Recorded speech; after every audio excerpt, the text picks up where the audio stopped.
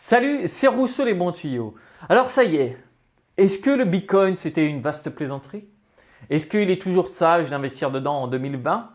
Déjà reprenons un petit peu les chiffres. Au 1er janvier 2019, le Bitcoin s'échangeait à environ 3 739 $. Il a fini l'année à mi-décembre à 7 200 $, ce qui nous fait une augmentation de plus 92%. Alors je ne sais pas si c'est un chiffre qui a été choisi pour que ça corresponde à mon année de naissance. En tout cas, je sais que des investissements qui font presque plus de 100% en un an, j'en connais pas beaucoup.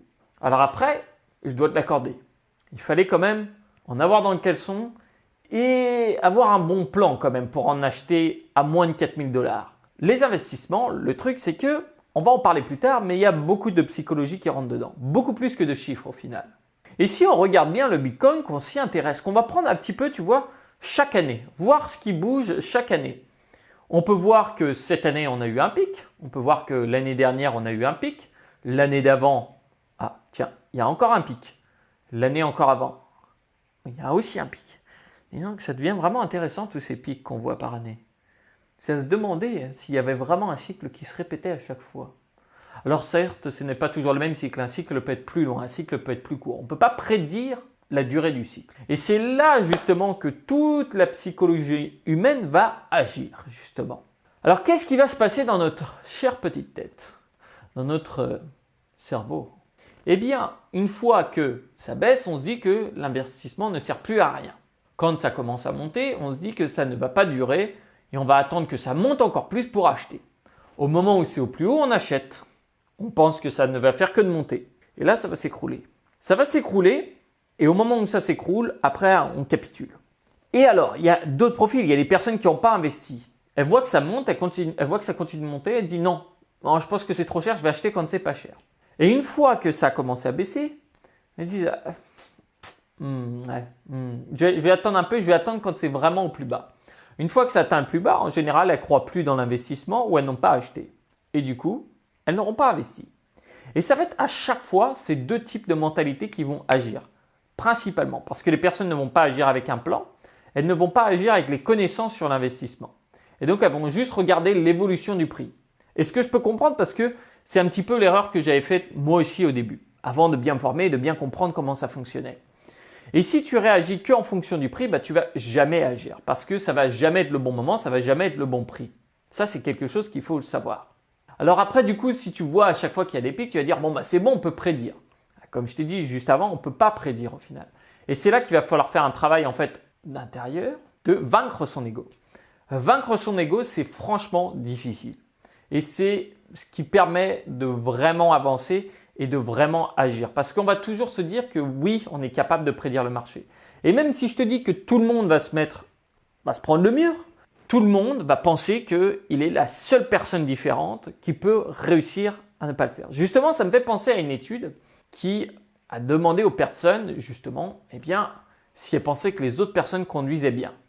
Toute l'étude a pensé que plus de 50% des autres personnes conduisaient mal. Et quand ils leur demandaient si eux pensaient qu'ils conduisaient bien, plus de 50% ont dit qu'ils conduisaient bien. C'est intéressant quand même.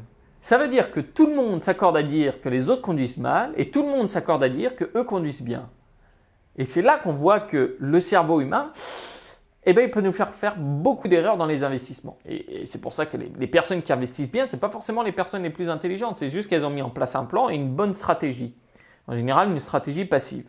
Et ça, c'est encore pire là. Parce que là, si je te parle de stratégie passive maintenant, tu vas te dire non, moi je sais mieux exactement ce que je dois choisir comme crypto-monnaie. Je vais tout analyser, je vais tout faire. Je sais mieux exactement ce qu'il faut choisir. Et j'ai acquis plus de 90% des richesses du globe en moins de 30 jours. Je pense que c'est ce que tout le monde se dit. Et c'est normal. Et au final, ce qu'il faut, c'est effacer tout ça et penser plus à l'utilité de l'investissement. Pourquoi on investit et qu'est-ce qu'il y a dedans? Parce que c'est vrai que le Bitcoin a souvent été plébiscité, affiché pour dire que c'est la monnaie qui sert à acheter tout ce qui est illégal. Il faut savoir que c'est un peu idiot d'utiliser le Bitcoin pour acheter quelque chose d'illégal étant donné que tu peux tracer les transactions. C'est-à-dire que le livre est ouvert, la blockchain, et je peux voir toutes les transactions qui ont été faites. Alors, il y a quelques petites techniques pour les dissimuler, mais quand même, en y mettant de l'effort, on peut retrouver. Tandis que si tu as un organisme politique ou une banque, ça va être beaucoup plus facile pour toi une grande banque de cacher des transactions, de faire des arnaques, des évasions, des choses comme ça. Ça va être beaucoup plus simple. Et encore une fois, si on prend par exemple, je crois qu'il n'y a pas un seul billet de dollar où on ne peut pas retrouver une trace de cocaïne dessus. Il me semble que toutes les armes qui sont majoritairement achetées sont achetées en dollars ou d'autres grandes monnaies. Et ça pose pas de problème. Mais par contre, le Bitcoin, on voulait le montrer comme ça.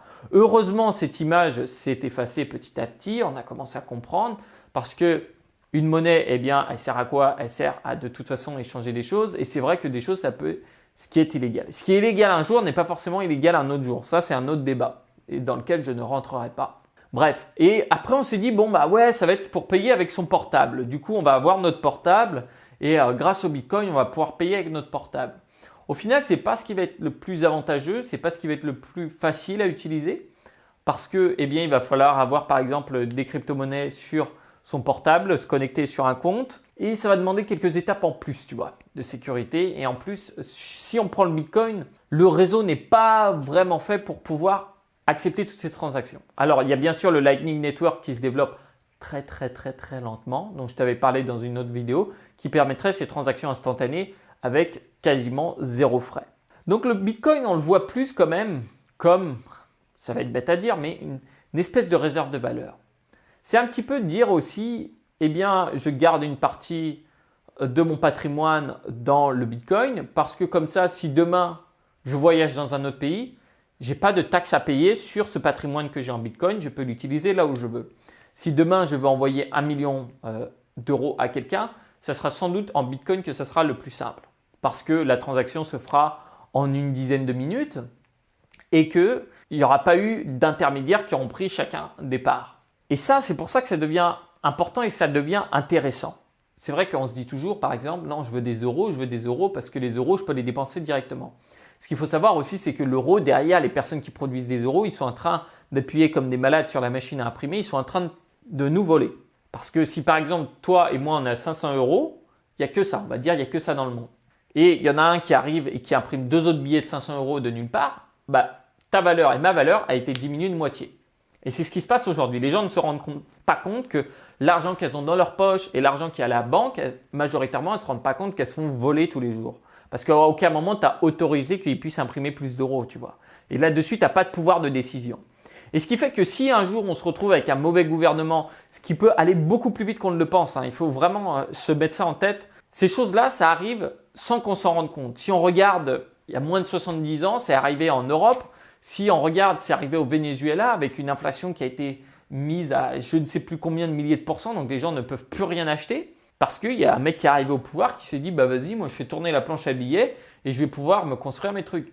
C'est pareil, c'est ce qui a créé la chute de l'Empire de Rome. Enfin bref, je ne vais pas rentrer dans tous les détails historiques, mais il est sage de savoir que n'importe qui peut passer au pouvoir de n'importe quelle façon, ça prendra moins de 5 ans pour détruire un pays et l'emmener dans la faillite. Donc déjà, ça peut être aussi de se protéger un petit peu de ça, de ne pas être à la merci des organismes financiers. Alors bien sûr, après on parle de crise financière ou autre, et là on se dit que bon, peut-être un des trucs les plus simples à utiliser, ça serait le Bitcoin ou d'autres crypto-monnaies. Et c'est pour ça qu'en 2020, eh bien ça fait toujours un petit peu sens d'en avoir. Alors je ne dis pas qu'il faut y aller à fond, directement plonger, boum, tu mets je ne sais combien d'euros de ton capital, non. Mais on peut y aller petit à petit, tu vois, on se mouille juste les pieds, on essaye un petit peu. Pour les plus téméraires, on prend un petit peu d'eau, on se met sur la nuque, on regarde ce que ça fait. Et après, si on veut, eh bien on commence à y aller petit à petit. Mais ça peut être intéressant en 2020 de commencer. Pourquoi? Parce que c'est devenu beaucoup plus simple. Chaque année, ça devient de plus en plus simple. Aujourd'hui, c'est plus simple d'acheter des crypto-monnaies, c'est plus simple de les sécuriser. Les outils ont plus de sécurité, ils sont plus agréables à utiliser pour l'utilisateur et ils sont aussi plus faciles d'utilisation. Donc en soi, si on pense à des phénomènes de crise, si on pense à des phénomènes où on pourrait avoir des chutes financières à certains endroits, où on pense à, je sais pas moi, des États ou des choses qui n'arrivent pas à gérer les problèmes extérieurs. Bref. Mais en tout cas, une chose qui peut être sûre, c'est ça serait bête de ne pas essayer. Ça, je pense que c'est sûr et certain. Parce qu'on peut y aller avec une petite somme et ça serait bête de ne pas essayer de comprendre à quoi ça sert vraiment. Ça serait bête de ne pas essayer de s'en servir et ça serait bête aussi, eh bien, de passer à côté de ça. Tout simplement, je pense.